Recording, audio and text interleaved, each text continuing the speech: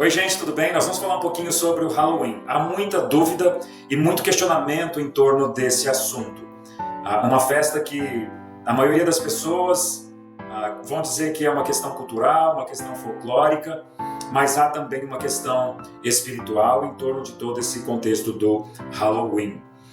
Fica comigo aqui, eu sou o pastor Daniel. Se você não me segue, segue a gente aqui no Instagram, no YouTube e também no Facebook, tá bom? E uma coisa importante aqui no início é deixar claro que nós, como igreja, a Igreja Batista Reviva, em nossa confissão de fé, em nossa declaração doutrinária, apoiados no que nós cremos, na nossa regra de fé e prática pelas Escrituras, a orientar as nossas famílias. Nós não proibimos, mas nós orientamos fortemente que evitem que os seus filhos participem de qualquer possibilidade, havendo essa não obrigatoriedade, inclusive, por exemplo, nas escolas, que no contexto do Brasil já está se tornando, no contexto cultural, folclórico, parte da agenda de programações das escolas e entre outras situações e eventos. Vamos falar um pouquinho sobre o Halloween. O Halloween, como diz no livro A Enciclopédia do Halloween, de Lisa Morton, que vai falar um pouquinho do contexto histórico desse evento. Ela começa falando sobre um dos fatores da onde vem a possibilidade de como que começou essa festa, que ela vai dizer que uma das fontes de possibilidades é o Samhain, que era um festival celta que tinha como tema propriamente a expressão Samhain no celta, o festival do Senhor da Morte. E nesse sentido, a gente começa a perceber que há um contexto muito sinistro, há um contexto muito nebuloso, muito cinzento em torno desse tema Halloween, a começar por um dos fatores da onde começou há muitos séculos atrás, com a festa celta, o Senhor da Morte. Uma outra possibilidade é um festival romano chamado Festival da Colheita, na cidade de Pomona, lá na Itália, em que havia uma celebração aos deuses da colheita.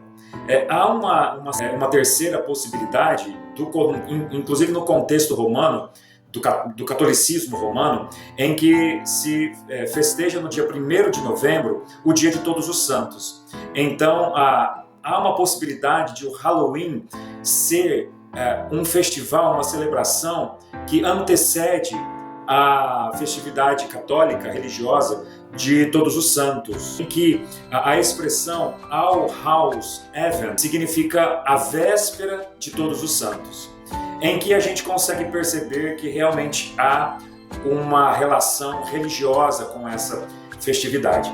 O que é importante a gente saber aqui nesse contexto é que, inclusive, nos Estados Unidos, há uma grande possibilidade, no contexto político-econômico, do Halloween ser a festa comercial mais forte que o Natal, mais forte que o Dia das Mães, o Dia dos Pais, em termos economicamente falando, em que se vende muito, em que há um poder comercial muito grande dentro desta festa, em que a gente percebe que há uma perspectiva de celebrar o Dia dos Mortos, o Dia das Trevas, o Dia da Noite.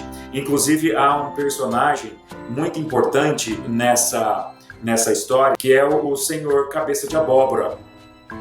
O Senhor Cabeça de Abóbora, que inclusive a cabeça da abóbora é uma das referências simbólicas desse folclore do Halloween. Assim como nós temos símbolos como o gato preto, que tem uma referência noturna, assim como o morcego, as bruxas, monstros e por aí vai, tá? Mas o Senhor Cabeça de Abóbora, ele é um personagem estranho em todo esse contexto, em que ele é uma pessoa que ele teve um diálogo com Satanás e, resumindo a história, quando ele morreu, ele não foi nem para o céu nem para o inferno. E ele está perambulando em todo Halloween, no dia da morte, ele aparece, assim como há uma possibilidade no contexto da teologia católica, quando eles celebram o Dia de Todos os Santos, o Dia dos Mortos. É um contexto de lembrar os espíritos que estejam no limbo entre a vida, entre o céu e a terra, onde, inclusive, no contexto católico, da teologia católica, temos o tal do purgatório, que é um lugar, que é um ambiente de aperfeiçoamento, de juízo, para a pessoa poder ter condições de entrar no céu, o que já é, para nós, evangélicos protestantes, uma aberração teológica, né? Cabeça de abóbora, ele é esse camarada que ele vem nesse dia como alguém que está perdido, que ele não está nem no céu nem no inferno, e ele aparece no dia das trevas, no dia da morte, para celebrar esse contexto duvidoso. Não sabe se há céu, não sabe se há inferno, há sim uma realidade de pessoas que estão, almas penadas, que estão perambulando por este mundo. Na cidade de Anoka, no estado de Minnesota, nos Estados Unidos, foi onde teve a primeira festa realmente formal, com um festival em torno desse dia das trevas, esse dia da morte. E inclusive, uma última informação importante, há uma história real que aconteceu depois de muito tempo já existindo o Halloween nos Estados Unidos. Teve uma criança, um menino, que morreu com docinhos envenenados, e foi se investigar, porque no contexto do Halloween ou você pede doce ou travessuras, né? As casas estão todas enfeitadas, e conta a história que esse menino que morreu envenenado com docinhos na época do Halloween, e foi se descobrir pelas investigações que o seu próprio pai, que na época ele devia $5.000, e ele havia feito um seguro para a família com uma pólice de $milhões, e ele envenenou o próprio filho e a filha para conseguir essa pólice do seguro. Ele foi preso, e ele é conhecido nos Estados Unidos como o homem que acabou com o Halloween. E na verdade, só naqueles primeiros anos em que houve essa preocupação, em que uma festa que estava produzindo malefícios, que não estava sendo boa para o contexto cultural da nação dos Estados Unidos, mas que hoje virou uma grande potência, talvez a maior festa cultural, folclórica dos Estados Unidos. Pois bem, nós como igreja, nós decidimos, como Igreja Batista Reviva, na nossa confissão de fé, na nossa confissão de práticas, não aceitar, nós não entendemos que o Halloween, mesmo no contexto cultural, folclórico, nós respeitamos, mas nós orientamos os nossos membros, as famílias, os pais, a se possível, não permitirem que os vossos filhos participem dessa celebração. Inclusive as escolas aqui no Brasil já estão aderindo cada vez mais essa perspectiva. Bom, então, concluindo, a gente entende que, a despeito de qualquer influência espiritual, a palavra de Deus diz que o mundo jaz o maligno. Nós estamos debaixo de uma influência espiritualmente de potestades nas regiões celestiais, que tem o propósito de produzir as trevas, de produzir toda a influência, tentação e toda e qualquer normatização da prática do pecado, da prática de coisas que fazem parte das trevas.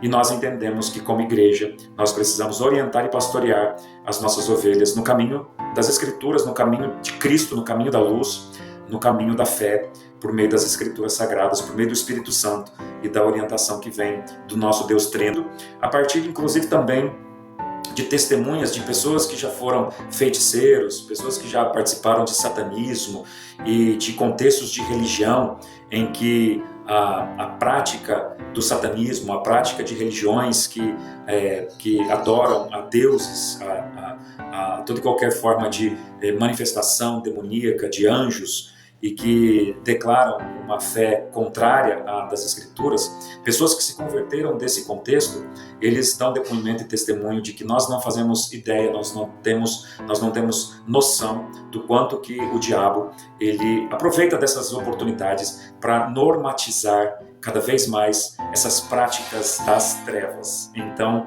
nós entendemos que nós fomos trazidos das trevas para a luz. Nós entendemos que o que cabe a nós é produzir luz, conduzir o rebanho do Senhor Jesus nesse caminho e evitar confusões, evitar falácias, evitar toda e qualquer forma de produzir dúvidas na cabeça dos nossos irmãos, e aonde há dúvida, há pecado. Então nós queremos produzir convicção, uma fé clara, uma fé coerente. E isso significa, em algumas situações, termos que orientar fortemente a não adesão, e nesse caso, da festa do Halloween.